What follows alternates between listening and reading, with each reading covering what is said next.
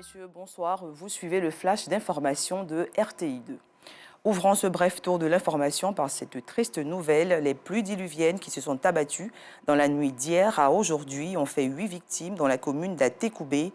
Alertés, les sapeurs-pompiers et les membres du gouvernement se sont rendus au quartier Mosikro Santé 3 pour retirer les corps ensevelis et apporter assistance aux rescapés. Nous reviendrons amplement sur ce sujet dans le 19h30.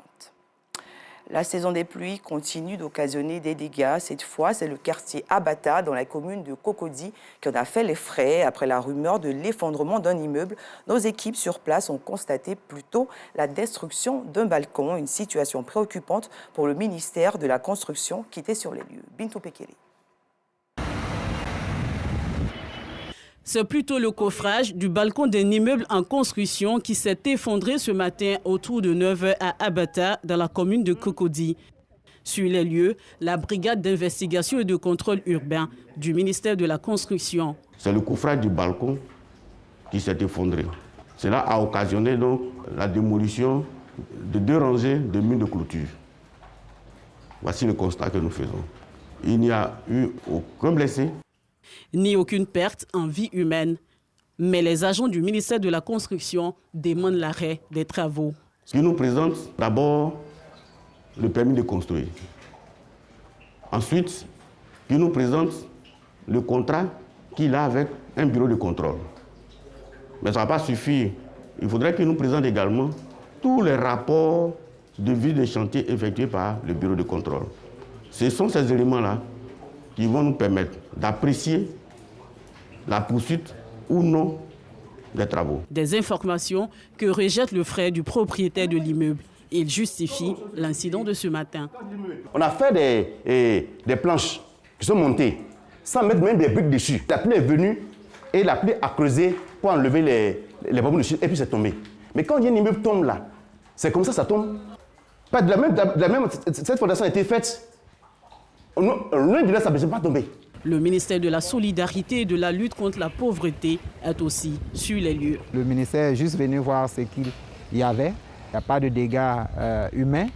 Et nous sommes, j'allais dire, un peu consolés. Toutes les institutions sont alertées. Pour l'instant, toutes les équipes se sont déportées à Atekoubé, où il y a eu un éboulement de terre dans la même nuit.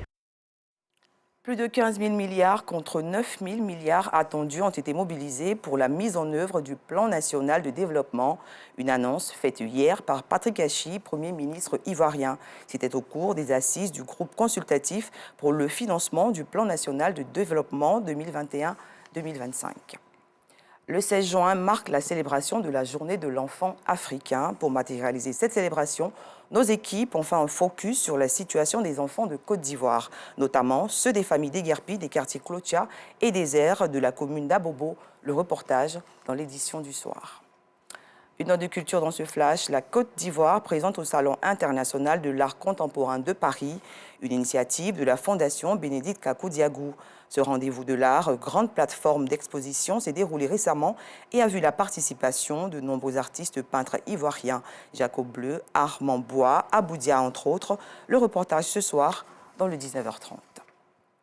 Comme tous les jeudis, la rédaction de RTI2 vous offre le portrait. Ce soir, nous vous présentons Khalil Traoré, un Burkinabé qui vit avec un trou dans la gorge. La cause, la cigarette. Il est accro depuis l'âge de 12 ans, une addiction non sans conséquences. Aujourd'hui, il vit avec un cancer qui a failli l'emporter. Notre reporter Alassane Drabo l'a rencontré à Ouagadougou. Son reportage ce soir. Un tour en Tanzanie à présent où se déroule une opération de relocalisation des Maasai. Ce peuple vit depuis plus d'un siècle dans le cratère de Ngorongoro, site classé au patrimoine mondial de l'UNESCO, situé dans le nord de la Tanzanie. Les autorités estiment que leur population croissante est devenue une menace pour la faune sauvage.